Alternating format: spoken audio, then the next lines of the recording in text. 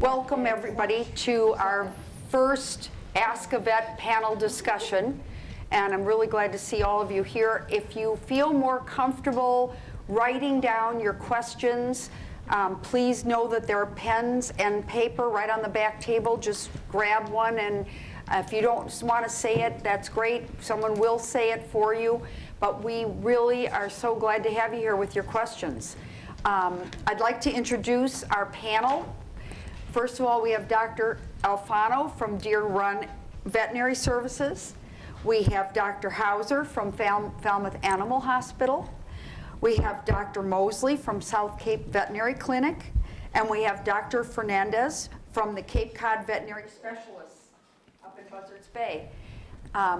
We have quite an assortment, and I'd like each of them to just say a little bit for a minute or two about the practice that they have, and if there's anything that they'd like you to know that makes their practice special in any way or unique, please do add that.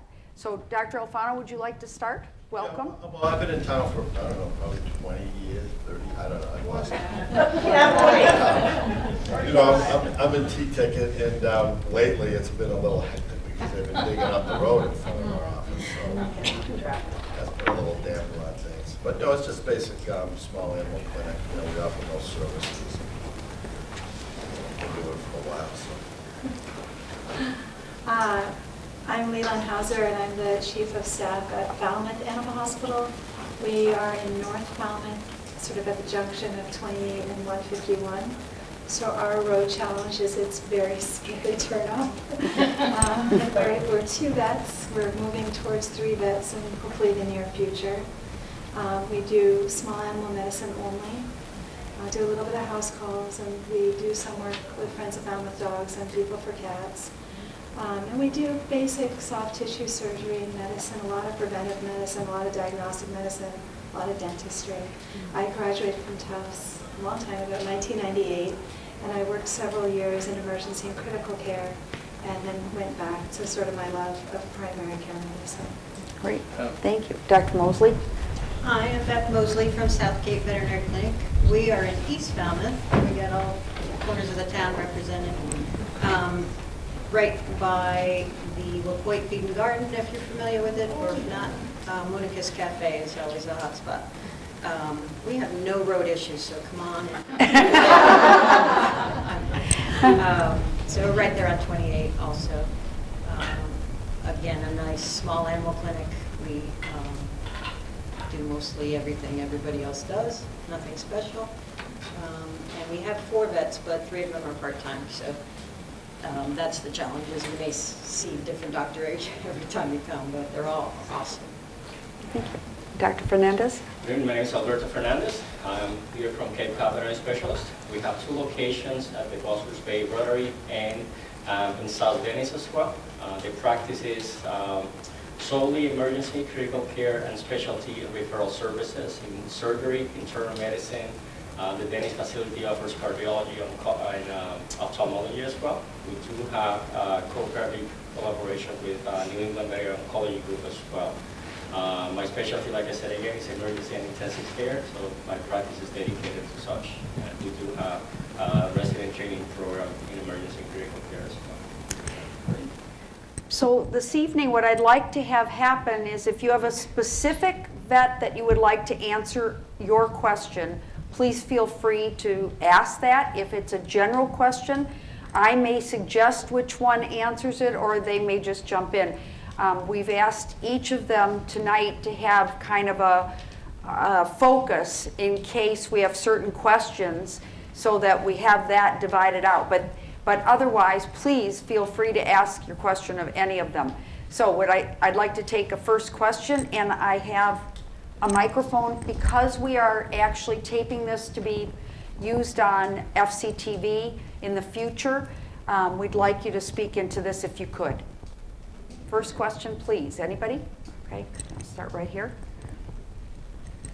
I'd like to ask Dr. Fernandez, is there any type of financial assistance for emergency care? Yeah, so currently there's a corporation called Care Credit, which is not only for emergency situations only, it also applies for general practitioners as well. They offer a financial assistance for emergency situations, but also it can be used for general care of their pet as well. It works very well, especially when on the weekends and overnight. You get approval within 30 minutes. You can apply over the phone or over the computer.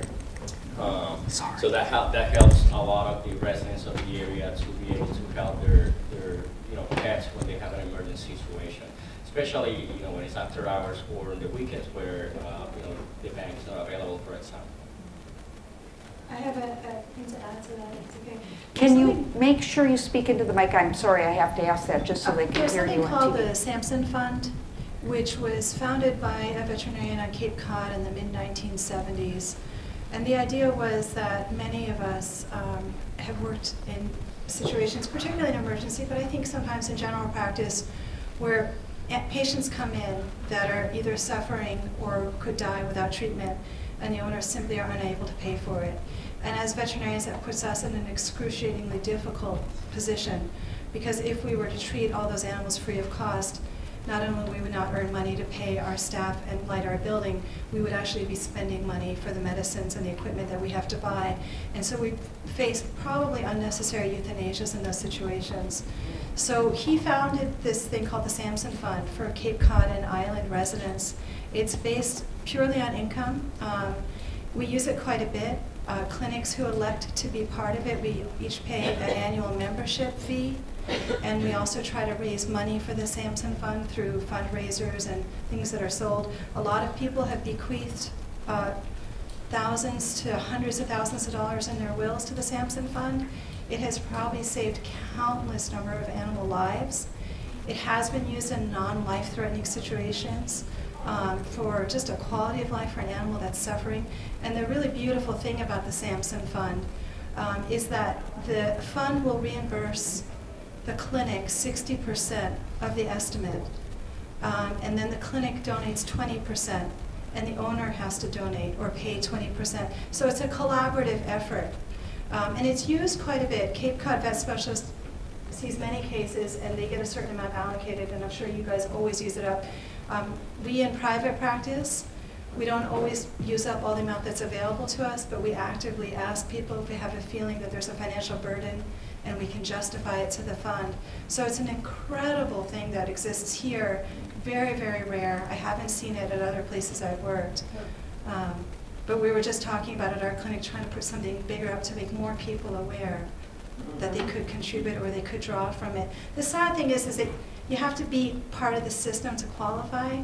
You have the people who get the funds have to be able to prove their income, which means they actually have to be receiving federal assistance or they have to file taxes. If they've chosen to be completely outside any sort of government lines, then we can't sort of go to battle for them to get the funding.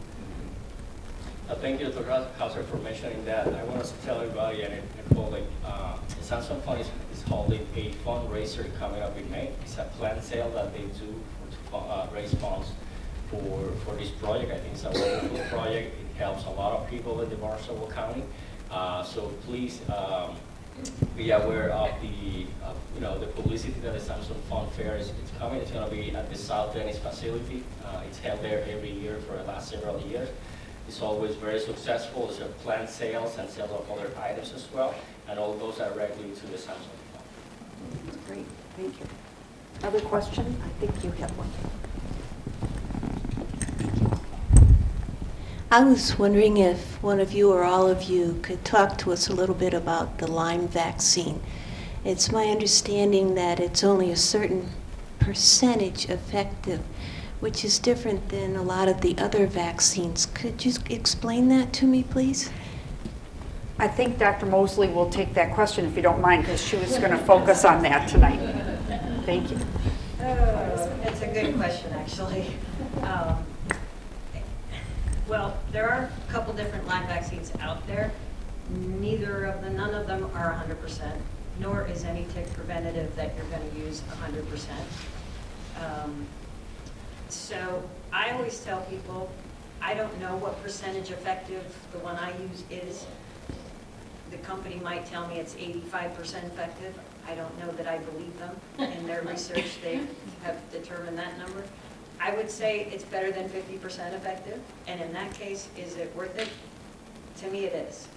If there's any percentage of value that it would bestow on your pet to be protected against this disease, I would go for it. And my opinion is that it's, and you guys probably have your own, is maybe 60 to 80% effective against Lyme disease.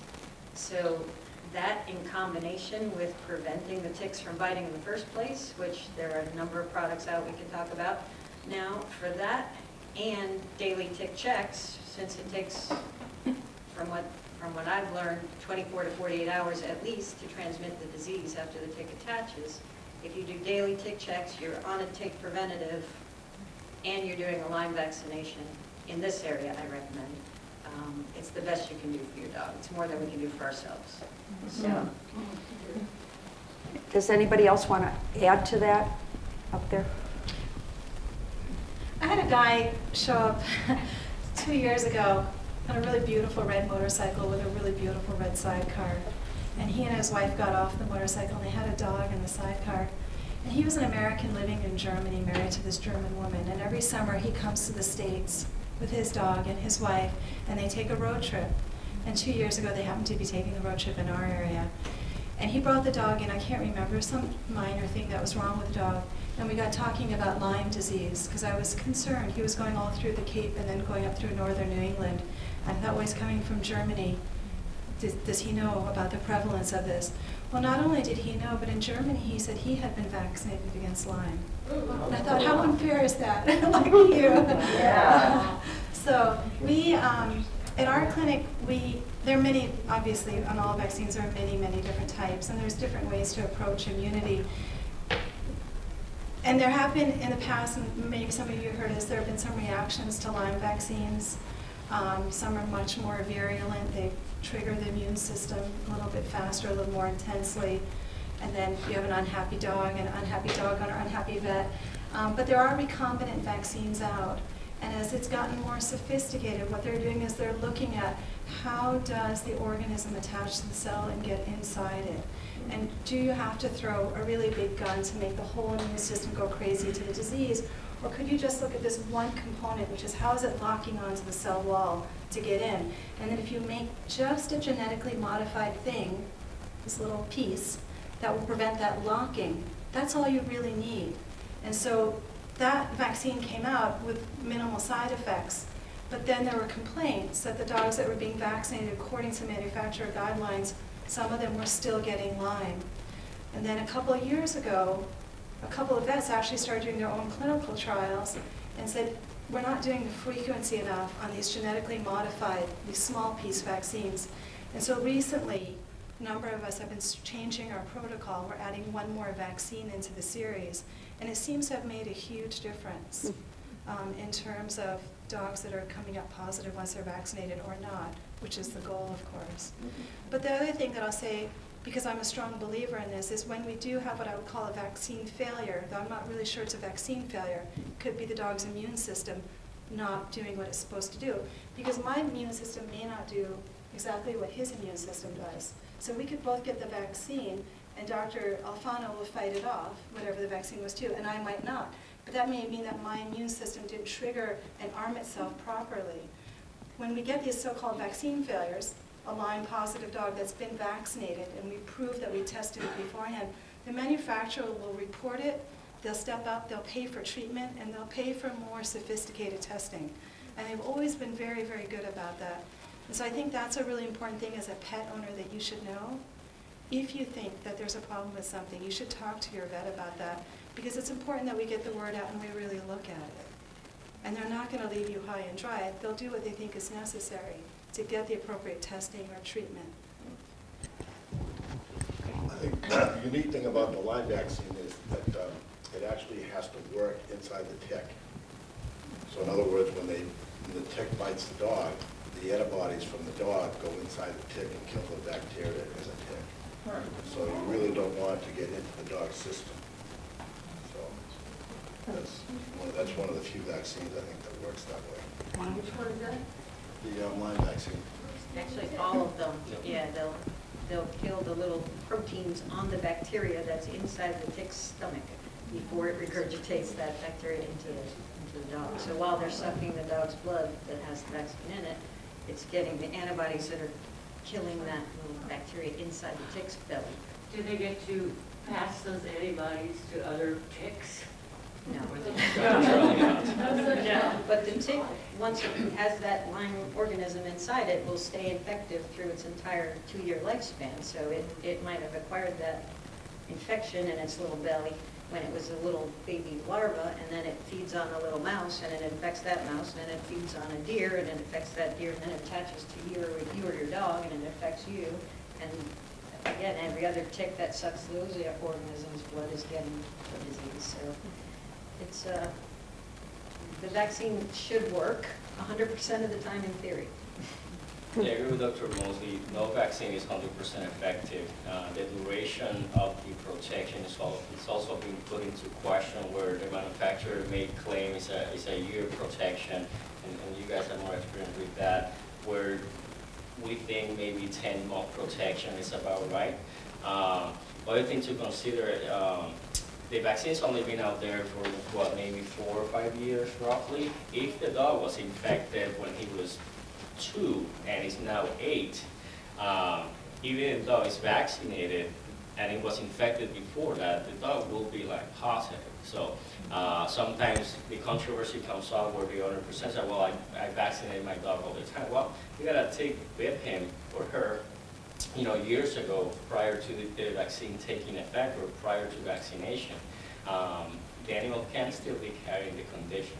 So there's a couple of things, multiple things to consider. If we have a new puppy that's been vaccinated, and we follow tick checks every week, and the top soil medication and some of the products are out there, then that confers a little bit more protection. But a 10-year-old dog may have been exposed to it years before the vaccine came in the market. There you go. So that means that if they could have it, and it's just not showing signs and symptoms yet. There are many animals out there and people that are infected, and including animals that have very high 6/6 titers that have no clinical signs whatsoever of Lyme disease. There's a lot of animals and people like that out there as well. That you just carry the disease, you don't show signs prior related to the immune system.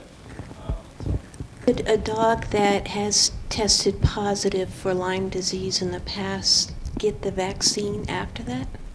Yes. Having the disease doesn't give you any immunity from getting it again. And in fact, they think those that are clinical for the disease may be somewhat more prone to getting it again.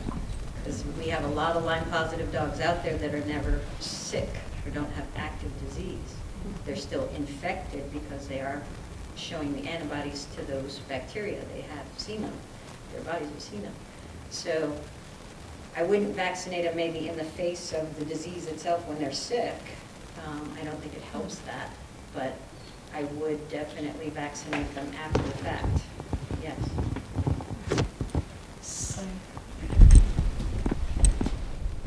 My questions are on a broad scale of pet nutrition, because I have a pet sitting business, and I see a lot of healthy owners with a lot of obese dogs. And there's a lot of confusion out there with, like, what do you feed the dog? Raw diet versus grain-free diet versus premium. And I see a lot of dogs also that are allergic to different foods and different proteins. But then the owner comes along with bags of treats. They're loaded with the things that dogs are allergic to in the treats, but they're feeding them the hypoallergenic dog food. So that's what I would like to address, because I see this every single day. You tell on them. And they get angry when I tell them their dog's too fat. They said it's got big bones, and I'm like, and these are doctor clients, you know? I'll probably say you have a question that is a very large controversy in any area or any podium, and we can talk for a week about that subject. So it's very difficult to isolate a single answer to that question. I think obesity is probably the #1 problem in all pets, probably dogs and cats as well, more dogs. And yes, they are very healthy people with obese dogs and obese people with obese dogs and thin dogs with obese people. So it's very hard to pinpoint one specific problem to come from personal behavior from the owners, eating habits from the owners. Probably the most challenging factor is trying to control a certain dietary management for an owner when compliance is not there. Like you said, you're trying to introduce a hypoallergenic diet or do a food trial, and then, yeah, we're doing the food trial, but then everything else on the table from the kids, from everything else. So I can guarantee it's not going to work. The controversy on grain-free diets and raw diets, it's definitely very large. It may work for some pets, not for others. It can create significant problems as well. I think with everything it's used properly, under proper guidance, with a goal, it can work. But it's hard to answer that question. It's a very loaded question with a lot of answers. Exactly. And so what do you guys think? There was a study done, I think it was by the Hills Nutrition Company, which is one of the lines that has prescription lines and has a whole bunch of veterinary nutritionists. And they're looking at all these issues, both medical and non-medical. And they looked at obesity. It was a small study. They took 12 Labrador retrievers and they split them into 2 very small groups of 6. And they kept 6 of them at sort of the average lab weight. So average lab weight is like a chubby lab, not an obese lab. And then they took 6 at what most of us would be like, oh, your dog's a little thin. And they followed those dogs over time. And the thin group, I mean, they call them ideal body weight, but they're pretty slender to most of us, lived 2 years longer. Small study, right? Should be probably done again, done a bigger way. I tried to tell my pet owners about this study, and if it's a chubby lab, I'm like, bingo. And I think it makes an impact for a moment, and then life sets in, which is we really love our pets through food. We really do. It's very much the way families will bond. And there may be the primary owner who really gets it and really has the health as the primary thing, but there may be all sorts of family members, and that's what they do. And I think the trick there, and you're obviously thinking about this and people are listening to you for advice, is to try to figure out, you can't get people to stop behavior, especially when there's a positive reinforcement, so you have to redirect them. So you say, okay, so your grandma who's 90 I actually literally just had someone tell me this today. My grandma who's 90 feeds the dog potato chips and Cracker Jacks. And so I thought, okay, you're not going to stop that. But here's what you're going to do. You're going to take a Tupperware and you're going to decorate it. And you're going to say the dog's name. We'll use my dog's name, Lulu's Treats. And you're going to put in low-calorie treats. And you're going to give it to your grandma so she can continue that relationship. And so I think that's the big part.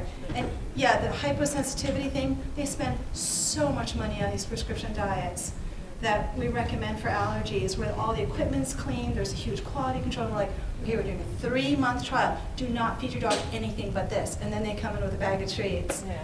And then we say, don't waste your money on the food if you're feeding the treats. Well, and a lot of the food is, it's kind of misrepresented on the front of the bag in the pet stores even too, because it'll say salmon and sweet potato, and you turn the bag over, and that's another thing that clients need to learn how to read the bags, because the bags will say it's got salmon and sweet potato, it's got chicken, and then if you keep reading, it's got duck fat, and it's got liver. And it's like, what happened to the salmon and sweet potato? Now it's got all these other proteins. And I think the biggest problem, besides loving our pets that way, it's a multi-billion-dollar industry.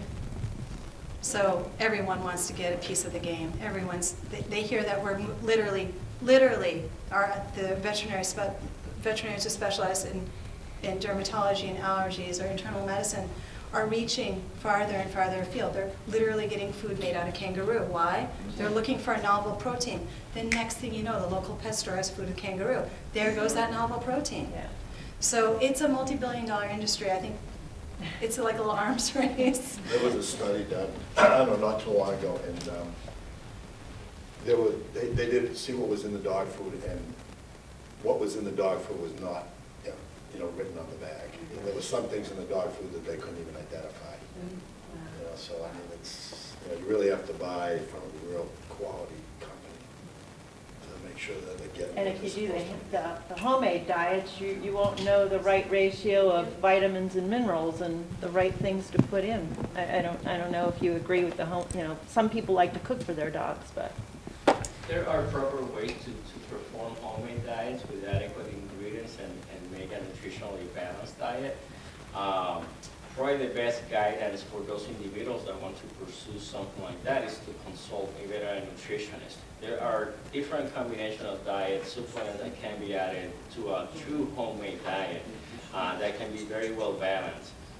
There's many ways to do it wrong. There's very few ways to do it correctly. And my opinion and my advice is for those patients that have a dietary or a medical indication that need a special diet, is to consult a veterinary nutritionist. They can very much help those individuals and those pets in tailoring and developing a special, true well-made homemade diet. Probably not from the internet the best guidance to follow, which is what most people do these days, unfortunately, but there are specialized veterinary nutritionists that will assist you in that process. Okay, thank you. So can I just jump in on that, and maybe you could take off on that and just explain a little bit about the types of specialists there are available to dog owners specifically right now, since we're focusing on that, and when somebody would know that it's the right time to seek a specialist. Could you do that, Dr. Fernandez? Absolutely. So specialties in veterinary practice, veterinary medicine have grown significantly over the last 10, 20 years. Most, or if not all, of the specialties that are available for human medicine are also available for your pets as well. Cardiologist, internal medicine, ophthalmologist, dermatologist, oncologist, surgeon, soft tissue, orthopedic surgeons as well, neurologist, nutritionist. Dermatologist is a very relatively young but well-used college and well-used specialist because some skin diseases can be very difficult to control. So there are veterinary endocrinologists, gastroenterologists, so there are specific specialty or subspecialties within each college that can be highly beneficial for your pet. When to seek the advice of a specialist, mostly my recommendation is to talk to your family veterinarian about your specific condition of your pet. They know your pet for most of their life, and they know the necessities of that pet.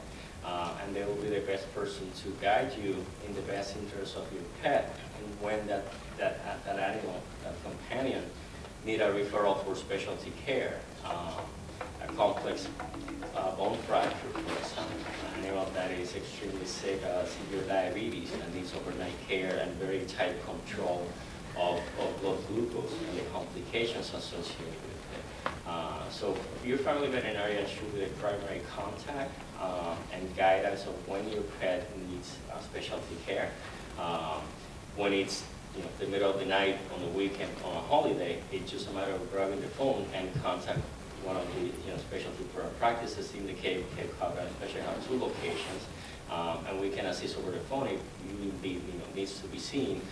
Sometimes chronic problems do get out of control, especially on the weekends, on the holidays.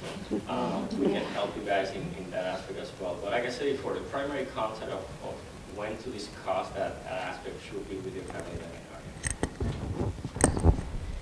veterinarian. I'm Donna Casal. I own a dog grooming salon in North Falmouth. I had a customer come in yesterday with a Wheaton Terrier about 8 years old, and he was frantic. He was absolutely frantic. He said, the dog can't walk. He lost the legs. He let him out in the morning, the dog goes to the bathroom, and then the dog's sitting. He's calling the dog that won't respond doesn't come. So he goes over, and he says, come on, Smitty, let's go. Well, the dog's back legs are just shot. They can't, he's standing on them backwards, and he brought him into me because he thought it was the Seresto collar, which he had just put on him. He says, please give my dog a bath. I don't know what to do. This is my best friend, but I don't believe it was the Seresto, and he's going to a neurologist at your other facility. And he was given anti-inflammatories and some steroid medication, I guess. And my question is, first of all, what could cause something like that to happen literally overnight, just out of nowhere? And the dog is tipping over. I mean, I watched him. You know, we bathed him, we had to hold him. And it's just he's out of his mind. He made me promise I would ask this of you guys. So there can be multiple conditions that can result in acute paresis of the hind limbs. Probably the most common condition, without being trauma, or spinal trauma, which is a relatively common condition that can cause that. A solid avulsion of a disc, just like people have disc disease, animals also suffer from disc disease. Okay? A clot or a cartilage clot within the spinal column or spinal canal. It's called a fibrocartilaginous emboli. There can be infectious diseases or inflammatory conditions that can cause similar clinical signs. So just without looking at the pet and doing a complete neurological exam, it's a little bit hard to know exactly which of those conditions could be causing it. But in the order of what's more common to less common, these conditions are very commonly known to cause that kind of issues as well. Nerve tumors, there can be inflammation of the nerves as well. So the list is broad, but there seems to be a dysfunction of the spinal column or some sort of nerve dysfunction.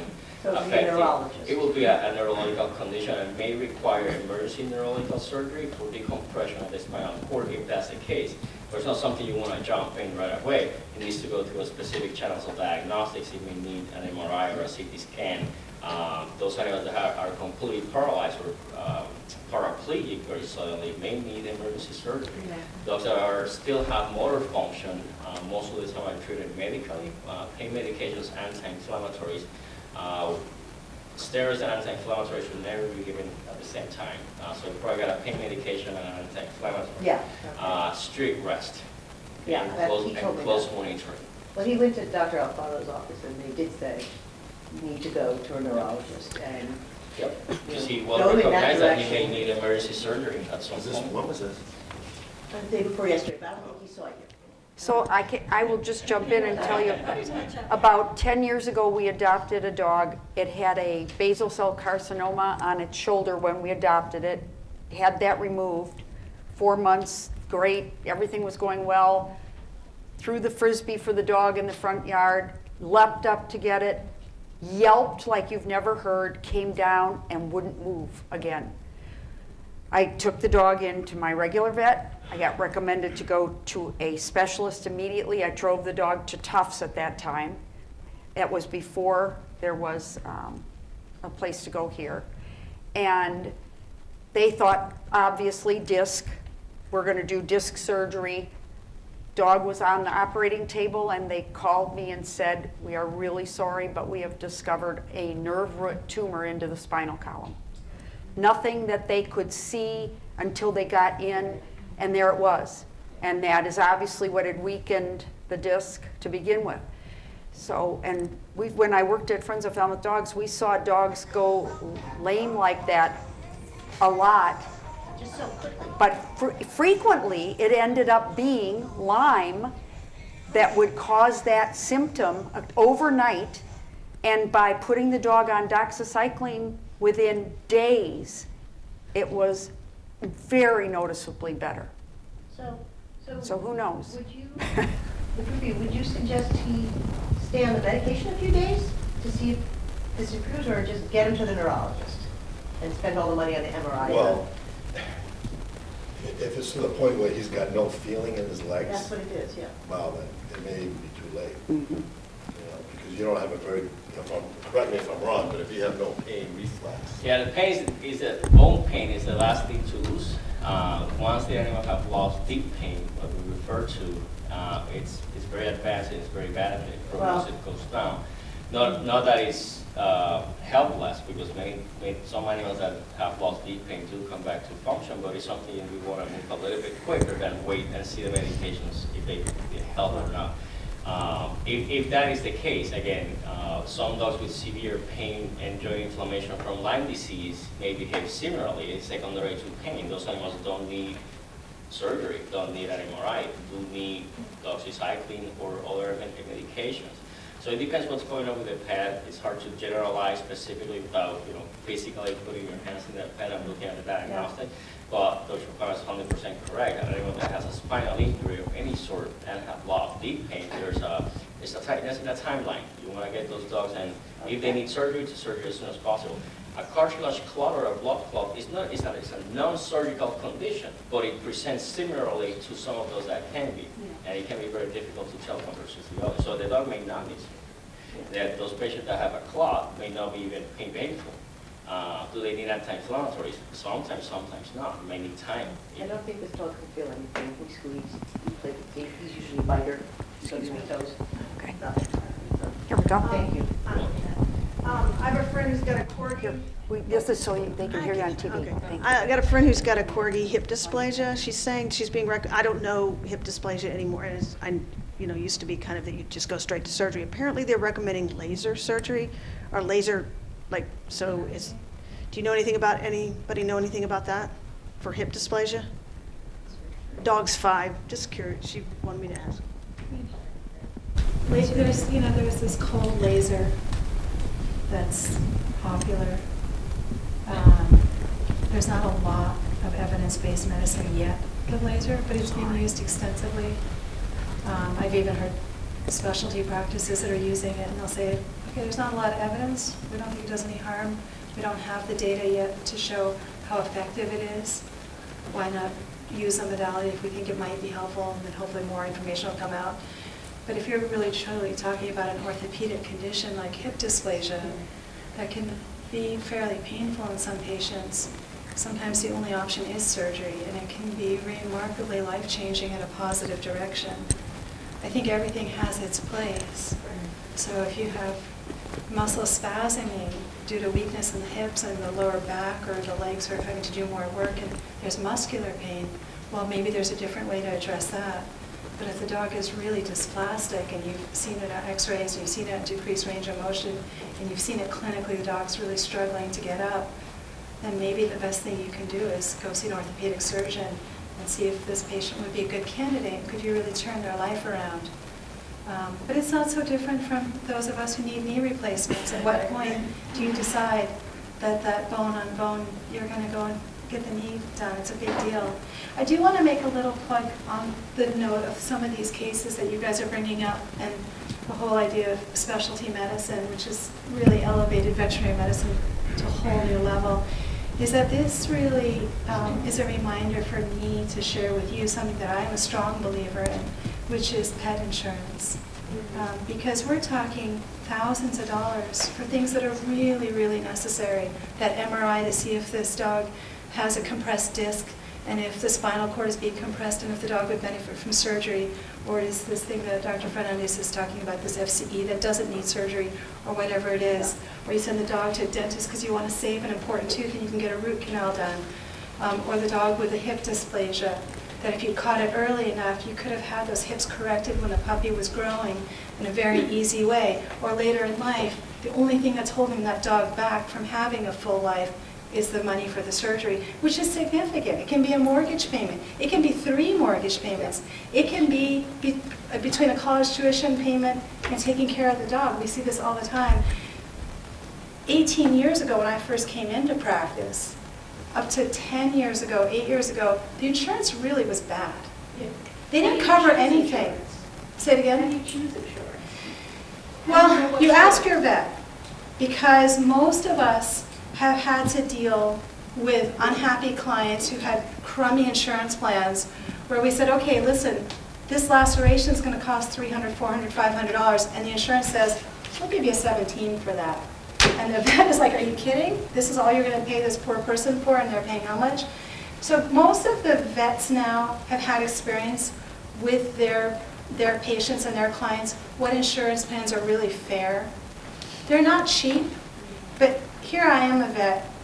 I know vets. I get professional discounts in some of the clinics that I need to take my dog to. I insured my dog. Now, there are things that I can get at cost. So you think, well, why would I spend about $600 a year in insurance. I have a Newfoundland from rescue. It's an expensive dog. They're put together kind of goofy. My first year of having that dog, $10,000 in orthopedic surgery. Why? because I'm a vet and I wanted to do the best thing and I didn't want to have a dog that eventually had to be put down for pain because she had a bad elbow and a bad hip and then she blew a cruise ship. Why did I get to do all that surgery? Because she was insured. I had $9,000 reimbursed to me. So now I sound like a insurance rep, but I'm not. But they compete with each other, and now they're covering orthopedic things. So hip dysplasia is, can be a hereditary condition. It used to be insurance companies would be like, forget it. That wasn't an accident. That's not the case now. Now they'll do it. So it's really, really changed the playing field and the potential great quality of life when we're not hampered by the bills that we have to pay to go see the specialist or get that MRI or whatever it is. And it's not only for when the animal is very sick, it needs surgery or needs something major. If certain insurers, depending on the policy, general health exam, yearly blood work, yearly chest X-rays, ultrasound for a 10-year-old lab that we need to monitor for any potential growth. How to choose an insurance, just like you should choose an insurance for your car or anything else. There are different policies. You have to read the fine print and tailor that insurance to your pet. If you want an insurance that covers general practice only, your general husbandry, wellness, vaccines, yearly blood work, there's a policy for that. There's a policy that will include emergency care, predisposing conditions, breed-related conditions. You have to read the fine prints and be very aware of the different policies out there, the different companies. Who does third-party billing? Who doesn't? Because some people have insurance, but you still have to shed off X amount at the time of the services, and then they reimburse you, how much they reimburse you. So read the fine prints. I agree with Dr. Hauser. These days there are excellent insurances out there, but they all have different policies. I'm sure we all have experienced the insurance change that has been going on the last few years, but I think it's great for what most people pay on a monthly basis. It covers the general wellness care for the pet for a year, but you have to look at your pet, look at the breed, look at the fine print, look at the details. It's just like a car insurance. You have to read the details and choose what's right for your pet. Cape Cod Vet Specialist has something that if you have this one insurance plan and you go in, let's say you go in at 3 in the morning on a Saturday night and your dog needs a major emergency surgery and they're calling in their surgeon and calling in their specialists and they're giving you this huge estimate. If you have this insurance, they can immediately get approval from the insurance company. It's an express thing, and they will get reimbursed directly. So instead of you having to put down whatever that deposit is, I'm not exactly sure, everyone has a different 50% or 75% estimate. Instead of you having to scramble to find a credit card that has enough credit to put it on or whatever it is, you can actually, they will contact the insurance company directly and get the bill process. Third-party billing like a human medical insurance where you don't have to pay right away. But a lot of the companies are moving to that because some of the most successful companies are doing it, so all they want to follow. But there are, probably a dozen, if not more, insurance companies out there. I don't know them all, to be honest. You guys may know them more. But it can be very helpful, and I agree, and it cannot be recommended too many times. Hi. Just before I ask the question, we recently lost a pet who was the best dog in the world. And I want to thank Dr. Hauser and also the staff at the Emergency Center for the compassion, and I'm sure it's the compassion at the whole table, is just very reassuring to all of us who have those furry little family members. And saying that, I'm now in the market for a new puppy, so I'm going to change up the question. If somebody could talk about spaying and neutering. And I also had a question about pyometra, if I'm pronouncing that right, if someone could address that. Dr. Alfano's going to handle that. I'll talk a little bit about that. Well, it's kind of becoming a controversy now about when to spay and neuter your dog. And a lot of it, it depends on the dog, and also depends on the owner. But they are finding now that, you talk about obesity. They're finding now that if you spay these dogs young, you don't let them reach their full sexual potential with their hormones, that a lot of these dogs are becoming obese. They're finding that they become hypothyroid.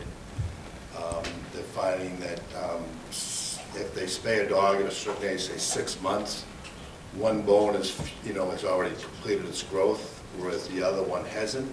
So if you take away that sex hormone, the other bone is going to keep growing, which will change the conformation of the dog, which may put too much stress on his hips, maybe too much stress on his knee. So, you really kind of have to weigh what kind of dog you're going to be getting and what kind of situation you're in. I mean, if you have a young couple come in with a dog and kids, and you want to probably spay it when it's really young. But if you're an adult and you know dogs, you know how to handle them, I would recommend, especially if you've got a large breed dog that you're going to get, to wait a couple of years before you get them neutered or spayed. I mean, they're finding all things, and all of it, there have been some big studies on it done, especially in golden retrievers and I think Rottweilers, and they're finding that a lot of these tumors that these dogs are getting, don't appear in dogs that have not been spayed or neutered. So, this is something that, if you're going to get a purebred dog and a larger one, you might want to consider letting him go to his full potential, but sometimes in some breeds it's 2-3 years, like your dog. So, I mean, it's a controversy, and there's a lot of research going on about it now too. So. John Burke from Tufts, his soft tissue surgeon, I was just at AHA, which is the American Animal Hospital Association. It's one of the yearly conferences that some of us go to. And he lectures quite a bit about this topic. He's very interested in it, and I think Dr. Alfano is referring to that as one of the studies. What he says is he treats males and females differently. And the way that I understand it, and correct me if I'm wrong on this, is that with females, each subsequent heat they go through after about 5-6 months of age can increase their risk of developing mammary cancer in the future. And so you have to weigh that risk against the risk of these potential tumor types or ACL, a knee injury, a meniscal tear, whatever. And he says, listen, the male dogs, especially if it's a reproductive type cancer, everything's on the outside. So you can always go get that off, right? The females, the type of cancers that they could potentially get from being intact for a longer period of time can be much more problematic. You can't just necessarily fix that with surgery. So the way I understand it is, when you're looking at a female dog, you may want to stick closer to the 6 to 8 month range. The male, there's no hurry. You're not increasing them. They're not going through heat cycles. You're not slowly increasing that risk. And it's like everything else, you're weighing. What are the risks of an ACL tear and mast cell tumors and some of these other things versus mammary cancer or pyometra, which is an infection in the uterus. It doesn't happen in younger dogs typically, but it's ever evolving. If you look at countries like Sweden and Norway, they don't, there may be 5% of the dogs in those countries that are fixed. The rest of them are, still intact. So. So there's the issue of male dogs getting aggressive, though, particularly with other unfixed male dogs. Well, that's intermale, intermale aggression. That's really an issue. Yeah, but a lot of it's socialization too. Training. If you've got dogs that are well behaved, that's not going to happen. But if it's a territorial thing, sure, that'll happen. One dog's coming on the other dog's property, sure. But that would happen with a dog that isn't neutered too. Are they finding that it's different for small dogs? Not so much. That I haven't read too much on small dogs. I think the cancer risks for neutering and spaying are less. So these huge I think they have like one meta study where they're like, okay, if you neuter and spay them, what does it do to their cancer risks in these 5 categories? And if you don't neuter and spay them, what does it do? And I think a lot of it, I don't know if it's because the studies just looked at the Goldens and bigger breeds, or that the little dogs really aren't at that risk. So you go ahead, they grow faster, so you don't have to wait them to become an adult at 1, 2, or 3. Like think about your average lab, they're definitely not an adult at age 1. And Newfoundland is probably still growing at age 2. Whereas the little guys, boom, they're there, Like 8 months, you got what you got, right? But I think that the disease, their future cancer risks, they don't tear their knees as much, things like that, is probably less in the small dogs. But I think the studies are biased, as Dr. Alfano sort of referenced. The golden retriever has huge research money lots and lots of interest because of cancer and boldness. So a lot of the data, I think, is coming out of that.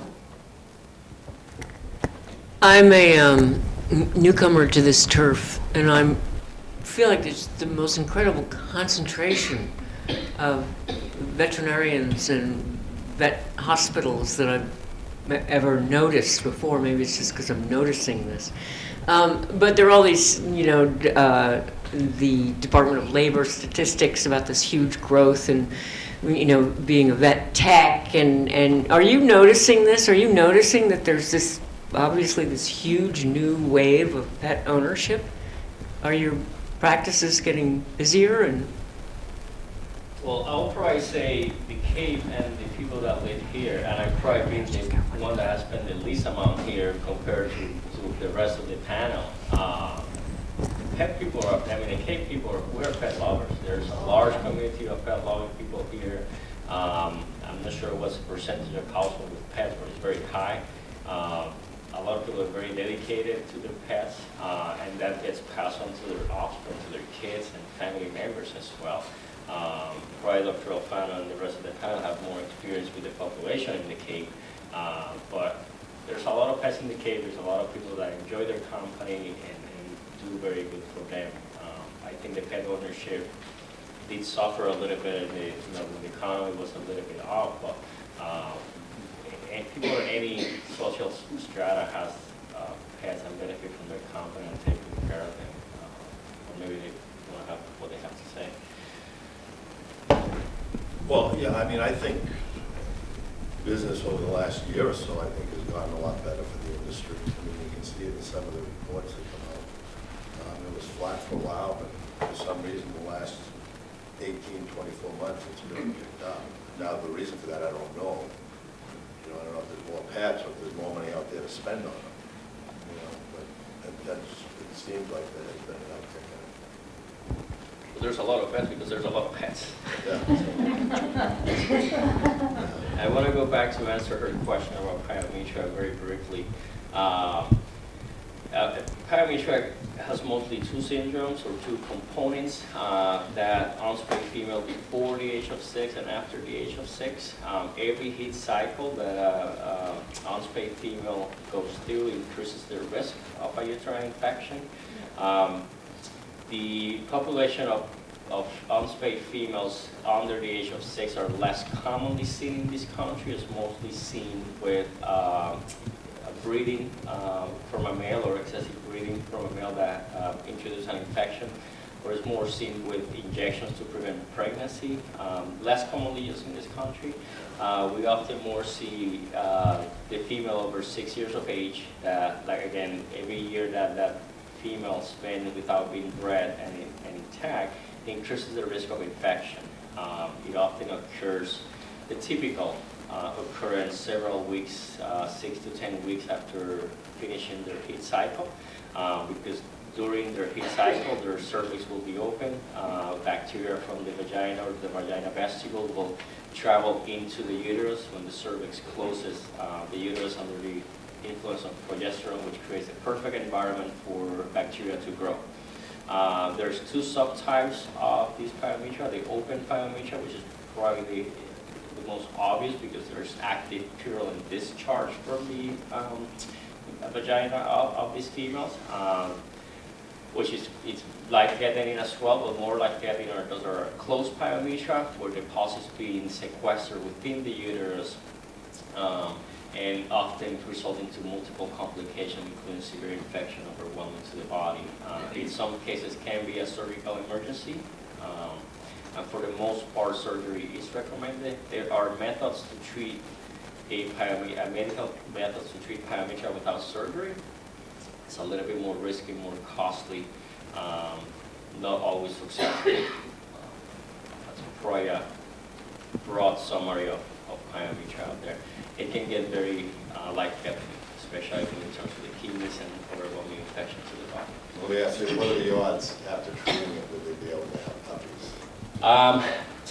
If treated successfully, a medically treated open pyometra, I'm not a thyroidologist, so I probably won't be able to tell you a percentage, but under the guidance of a thyroidologist, I have seen a fair number of intact females being able to bred.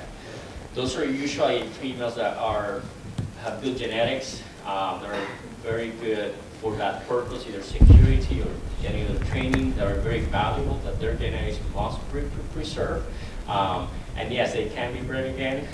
Percentage-wise, I don't have those numbers on top of my head, but it can be performed.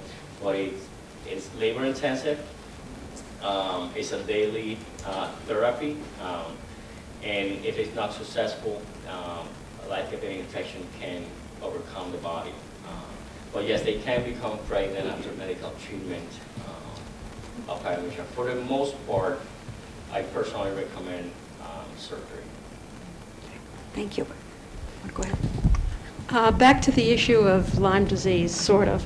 I've become increasingly concerned about some of the side effects of the topical prevention methods. And I have a friend who has a collie who has seizures, and she can't use them. So, and she's really concerned because she comes up here for the summer, and she doesn't quite know what to do. I want to know what the good alternatives are for flea and tick prevention that aren't topicals. And some people cannot use them, so this is not just trivial. Thank you. So the topicals have been kind of the standard for the last several years, but more recently there's become a couple other alternatives to topicals. The good thing about topicals is they work, and they don't really get absorbed into the dog's bloodstream. They try to stay in the glands and the oils and the skin surface itself. And they tend to repel the ticks pretty well, rather than the other methods we have now. So the alternatives now we have are oral, monthly, and now there's actually one that works for 3 months orally against fleas and ticks. The problem with that is now your dog's ingesting a pesticide, and it is in the bloodstream, and the tick has to bite it to get that medicine into the tick. Also, you can't use those with dogs that have seizures. You can. You can. And the other alternative is now a collar, tick collar, which we used to have tick collars that were kind of so-so. Okay, prevent tick, type collars. But there is a pretty good one out there now called Seresto. Not that I'm plugging any particular brand or protocol, but it lasts for 8 months against fleas and ticks. It's kind of a nice alternative to the greasy, oily, spot-on topicals that people don't like because their kids are crawling all over their dogs. And it's kind of another alternative to the orals because people don't want to give their dogs pesticides to eat or have the fleas and ticks have to bite their dogs to die. So, and that is, I think, a fairly safe product. There are reactions to every single one of these. How does the collar work? How's the collar work? Yeah. So, okay, I didn't research this, but my understanding is there's no actual chemicals on the outside of the collar. The old flea and tick collars you probably, flea collars you bought, they smelled, you touched them, you had that chalk stuff on you. Petroleum smell. You just felt like you were putting a pesticide on your dog's neck. This one, the actual stuff is on the inside of the collar, so you can touch it, you can lick it. I had kissed my dog and kissed the collar because she moved. It doesn't smell, it doesn't taste. I've heard that your dog can ingest the entire collar, swallow it into its gut, and it's going to be fine. And your kid can probably do the same. So how it works is with the body heat of the dog, it slowly releases the chemicals from inside the collar that the tick or flea will get as soon as they contact the dog's skin. So they get like the hot foot thing, like they can just walk on the dog and drop off dead, or at least jump off. You're not going to have anything that's going to act as a force field around your dog that you'll never see a tick. So that seems to be another pretty good alternative. And people that in my hospital bought them last year, and I did not use last year because I didn't know if it was going to work, are coming back to buy it this year. So that's all I can say is people are happy about it. There's a lot of people that buy the oral once a month stuff in my practice because they don't want the spot on, they don't want the collar thing around the dog's neck. So There are other alternatives, and daily tick checks are great. I have people that say, I check my dog every day, and I can see him because she's a light-colored dog. You're not going to see a nymph stage of a tick, of a deer tick. It's the head of a pin. You will miss them. You will miss them until they blow up. And Yes, you will miss them. It's So, nothing. yes, it's important to check your dog for ticks. It's important to use some type of tick preventative. I'm not so sure that collies and, they can't take anything. They can't take ivermectin, they can't, and I don't think that's necessarily true. Can you follow up on that? There's two parts to that that I think would be helpful for everybody. What is the now correct way to remove a tick that is actually stuck into the dog's skin?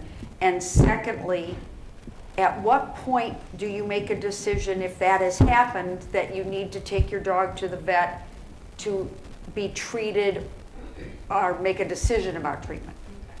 So people do all kinds of crazy things with ticks. I have had people light them on fire. I've had people put gasoline on them. I've had people put petroleum jelly on. Do nothing to the tick. Please, don't light it on fire. True story, had that happen. While on the dog? While on the dog. As you might imagine, the dog got burnt, the tick was still there. The best thing to do, the tick, his mouth parts are inside. His body is outside. So most people find ticks when they're attached and just starting to engorge. You might find one that hasn't engorged yet. Either way, the best thing to do is to grasp it as close to the skin as possible and pull straight out with steady pressure. What you don't want to do is really squish on the body too much. And it's hard with these little deer ticks. They're very tiny. My fingers are big. I pull ticks off every day with my fingernails. I think the Companion Animal Society would say don't do that. Use tweezers if you have them, sharp tweezers. Just get as close to the skin as you can. Pull directly out with straight, steady pressure. Try not to squish the body of the tick too much because all that blood and junk is in there and the bacteria are in there. So there are tick spoons in the back. There's all kinds of little devices they probably sell at pet stores now. The spoon just kind of does the same thing, goes under the tick and kind of catches it in a little groove and you pull straight out. That way you don't have to touch it. Fingernails work. People are grossed out by ticks. But tweezers probably is the best thing. And the only thing I would put on that site maybe is a little alcohol as an antiseptic. It might sting if there's a big hole there. Sometimes the ticks really kind of do make a big welt there. When to seek care, I wouldn't call your vet for every tick you find on your dog.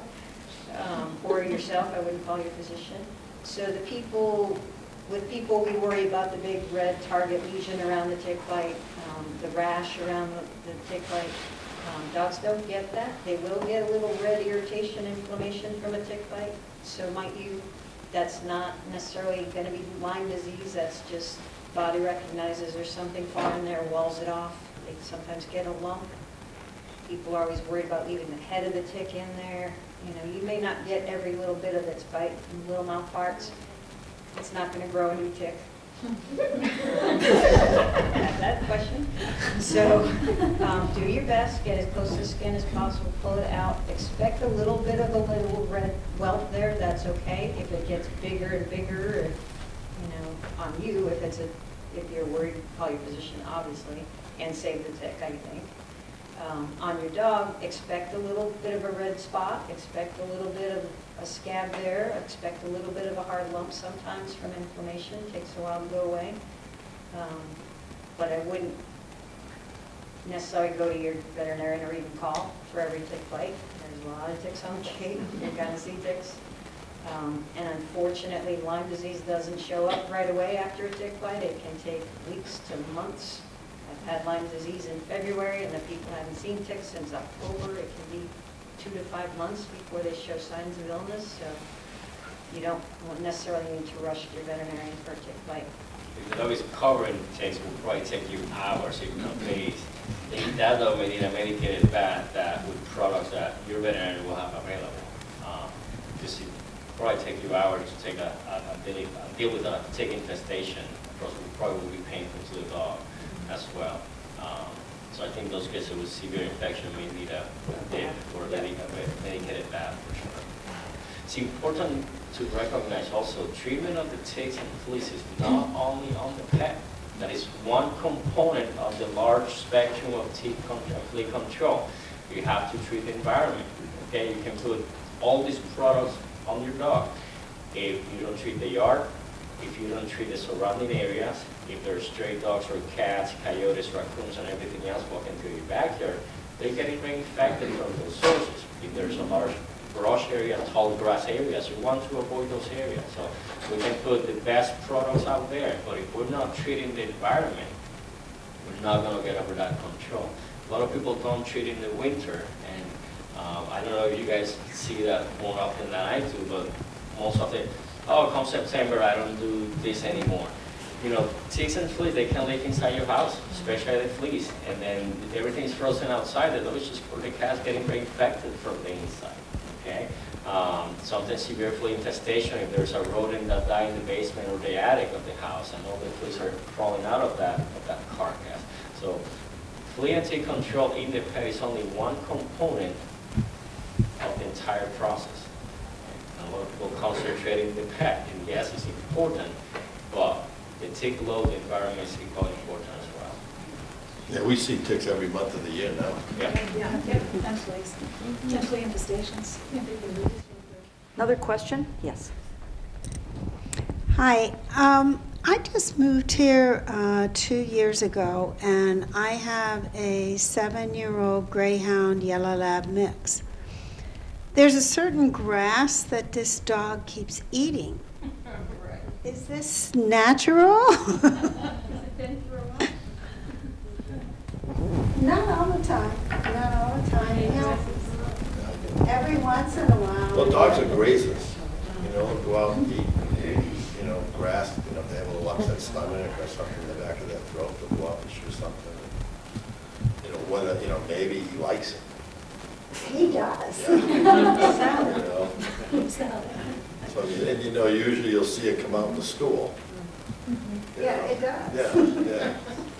So, I mean, you know, the fact that he's doing that, you know, you probably should get regular stool checks on him, you know, at least a couple of years, you know, to see if he's picking anything up. But, you know, it's just probably an idiosyncrasy. Yeah, I just didn't realize dogs ate grass. Yeah, oh yeah, they do. They do.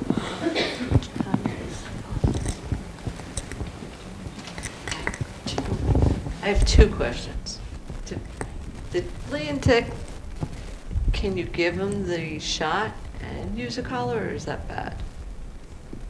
The shot, the vaccine? The vaccine and the Yes. collar? My recommendation is you do daily tick checks, you do some kind of We tick do that. preventative, During collar, ticks a oral, lot. and then you also do the vaccine. And Okay. that's the So it's not bad to put the collar on And then don't go with the hiking in vaccine? the woods from May to July. I mean, the vaccine, I think the shot you're referring to is the Lyme vaccine. Unfortunately, we have Rocky Mountain spotted fever, we Yeah, have there are other ehrlichiosis, a couple of versions of that. We have Okay. anaplasmosis quite a bit. And as of right now, there are no vaccines. So then you say, okay, so on those diseases, what do you do? And I think that combined approach, you know, what Dr. Mills is referring to, removing ticks, doing visual checks every day. I personally have a very large dog. I live in the woods. I combine products, and I That's what we do. constantly check and ask the manufacturer, ask the vets who sort of specialize in tick-borne diseases, is there any increased risk? Can I do a collar with an oral? Can I do an oral with a topical? And, you know, we have these so-called shoulder seasons when the ticks are quite active. They like, you know, 45, 55 degrees. They like a slightly higher humidity. You know, that makes them really happy. All the little baby ticks are coming up that we're not going to see. And during those shoulder seasons, we used to tell people when we just had the topicals, don't wait 30 days because there's not a full 30-day protection in many cases. Drop that down during the intense season to 3.5, 4 weeks, It all made us a little bit uncomfortable. It's expensive to do that. Am I doubling up on the drug? Am I increasing the risk of toxicity? Well, that was just what I was What's wondering. coming through now? So we do is use that, the Seresto and. yeah, so there are a couple oral products out there, and one of the claims, and I think it's early days yet, they've only been out for a few years, and so I think more information will come out over time, but one of the claims is that the orals stay in the system for a minimum of 30 days. We're not running out in 3 or 4 weeks. If you have a dog who's a swimmer, who's getting bathed, anything topical, more oil is being stripped off the surface of the skin. You may be pulling more product out of the Seresto collar or more product off the skin from the topicals, the drops that you're doing down the back. So the Seresto collar, if you read the fine print, if the dog is being bathed or swimming, it's effective for 5 months. Because what you're doing is the collar is reloading the body, so the collar runs out sooner. Everyone says, try to take the collar off, will that make it last longer? No, actually you should wash the collar when you wash the dog. You should let the dog swim with it. There's no product on the surface, but when you're pulling oil and old skin cells off the dog in these water type activities, the collar is going to be used up faster. The same is true for the topicals. So that's something that I was seeing gaps in coverage. And I have a dog come in, oh yes, doctor, we did this every 30 days. And I'm like, there's engorged ticks, what's going on here? And then we started, or at least maybe these guys knew, I started to understand, wait a second, there are gaps in coverage based on lifestyle, based on the product. So, as Dr. Mosley said, there's no perfect product. It's not terrible to combine them in an area that has this level of tick disease, particularly because we have so many diseases against which we have no protection in the vaccine sense. So whether you're using the collar, think about replacing it at 5 months, not at 8, unless your dog is dry, dry, dry. And if you're using the topicals, don't wait a full 30 days during major tick season.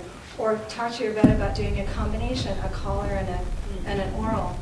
And I personally do that. And I talk to people, the hunting dogs. Dr. Fernandez and I were talking before this about, it's all lifestyle. It's all tailored medicine. That's really where we should all be going for all of us and for our pets. What may be good for you may be very different for me. What may be good for her miniature poodle and my huge Great Dane could be very different. So we should tailor it. And I think the same goes true for prevention. Whether it's the vaccines you're choosing, the frequency of vaccination, the type and flea and tick, the animal's breed, its size, and its lifestyle should really be taken into consideration. It should be tailored. It's not easy to do, but I think that's sort of the direction that we're heading as a field. Know your products. A lot of people come in, well, I'm using this product, I'm still finding ticks. Well, your product is not designed to repel them. It's designed to kill them, so the tick have to buy ingested product, die off, and fall off. So you will see ticks between the moment they bite and they die off. Some products are repellent, some products are not. My other question is, what is titering? That's a tough one. It's muddy. It's muddy. Titering. Well, titering is looking at antibodies, looking at the humoral response and saying, this patient was vaccinated in the past. Does this patient have enough antibodies that we don't necessarily need to reboost or re-prime their system? Could we hold off? I think in some instances it's really excellent. If you have a dog that has known reactions to vaccines, I saw a 16-year-old Dachshund yesterday. We documented a couple of years ago, we gave the dog a rabies vaccine, and the dog had a pretty severe allergic reaction to the vaccine.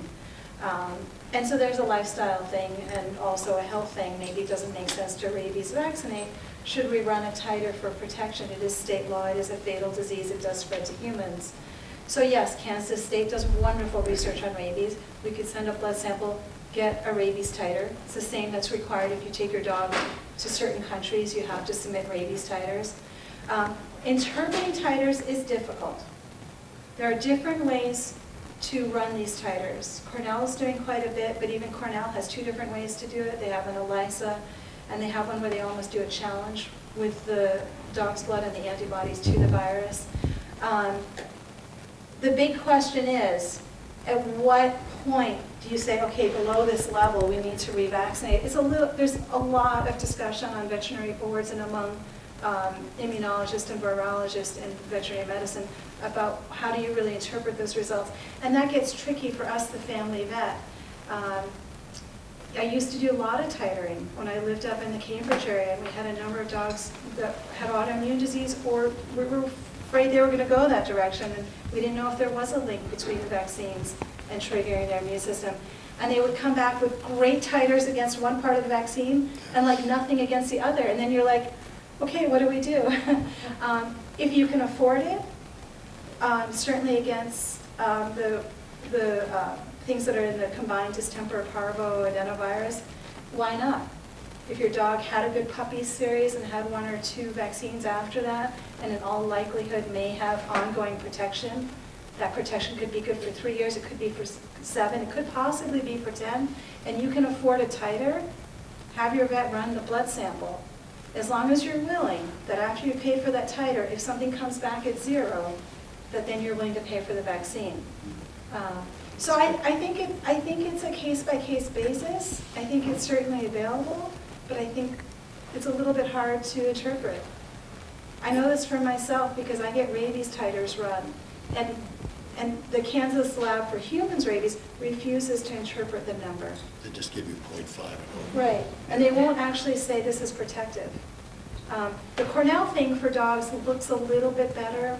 The HVM something or other, which does a little bit of a challenge, I think. So I think it's improving, and the prices are coming down. What so does it cost? About? It's probably going to run about $100 or so. 120. Yeah. And it doesn't have, you don't, the rabies, you don't get back right away. That's a 2 or 4 week turnaround. That's a slow one. The other ones are about a 5-day turnaround. Each titer is $100, or? Yeah, there's no combo titer as far as I know. You have to test for a specific disease. Is that correct? Distemper parvo. I think the Cornell, I actually printed out the Cornell info. They have a combined distemper parvo adenovirus type 2, I Mostly think. was saying, yeah. Yeah. The So other that's- problem, though, is you get that number today, and maybe we say, okay, it looks like it's protected right now. Is it going to be protective for the whole year until you come back and test it again? Don't know. What if it declines? There's a lot of distemper virus out there. The raccoons carry it. There's parvovirus now with all the puppy mill puppies and the dogs coming up from the south. Those are fatal diseases. So are you going to risk your dog potentially having a vaccine reaction? You have to weigh the risk for yourself. Is the potential for the vaccine reaction or immune stimulation worse than the potential for getting the disease if my titer might not be protective until I test it the next time? You know, at some point it's going to drop. I don't know how long that takes. It's different in every dog, I bet. There's a distemper outbreak in Fox in Vermont. Yeah, all the sick recently, raccoons you very, see, very and sad. everyone used to think they're all rabid, most of them have distemper. We have time for one more question. Do I have one more question? Okay. Can I sneak in One two? more. Can you combine it? Can I combine a question?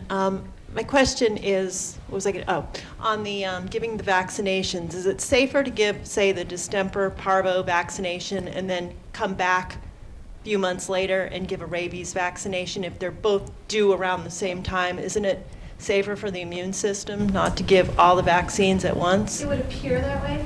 I believe a fairly large study was done in children because children will have periods in their pediatric visits where they need multiple vaccines, or a child that's going to a travel clinic and needs a series of vaccines to go on a trip. And I believe that the study in children did not show any increased risk getting multiple vaccines at one time versus spacing them out. Still very tempting to do because it does seem like a lot of shots. But I don't think there's any really hard evidence that the number of shots you give has an increased risk. We often still do it. It's a knee-jerk reaction. We're like, oh, that's so many shots. Let's just divide this out. But I don't think that there's...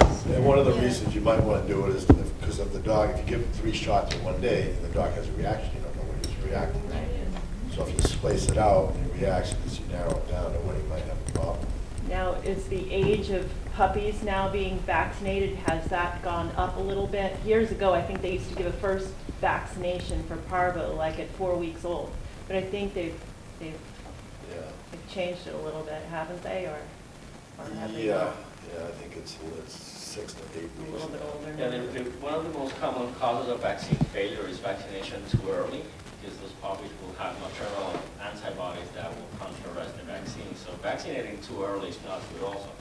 We see a lot of puppies coming from the summer. Dr. mostly said that they give the first vaccines at 3 weeks of age. Probably will have to revaccinate again soon or start all over, because at that point the maternal antibodies may not have resulting adequate protection from the vaccine. I'm going The American Animal Hospital Association, every 5-6 years, takes a look at this, because what the manufacturer says is what they've got their original FDA approval on based on their research to be able to sell these products. And then AHA and others will come in and really take a look at it. So sometimes the vaccine insert will say must be boosted every year. The American Animal Hospital Association, I believe, the American College of Veterinary Internal Medicine, the group of feline practitioners, have been looking at this question, at what point do you reboost and do you need to start at 6 or 8 weeks, which is how we were all brought up, I believe, in our veterinary education. Now there is some talk of waiting until the puppies are 12 weeks. There is some talk that that may be enough to stimulate. It's a little scary because that's not where we came from. We were always taught that you need to have at least one booster. So I think that's in flux. I think maybe soon we'll all know which way to go with that. The vaccines that we repeated every year, now the core vaccines are being recommended at every 3 years. That's a huge change in the time that at least I've been practicing. And some of the state laws for rabies reflect that, and some of the state laws don't keep up on that, and they still require immunization when it's probably not medically needed. But rabies obviously is a zoonotic fatal disease, so you don't go against the state law. So I think we are starting to stretch out when we start vaccines in puppies and how often we need to booster them for the life of the dog. But it's an evolving field. I'm going to jump in and end this by doing a couple things. First, remind everybody, if you see an adorable young puppy at the dog park, please remind them that they shouldn't be at the park unless they've had their whole series of shots, because it's really dangerous for the puppy as well as other dogs.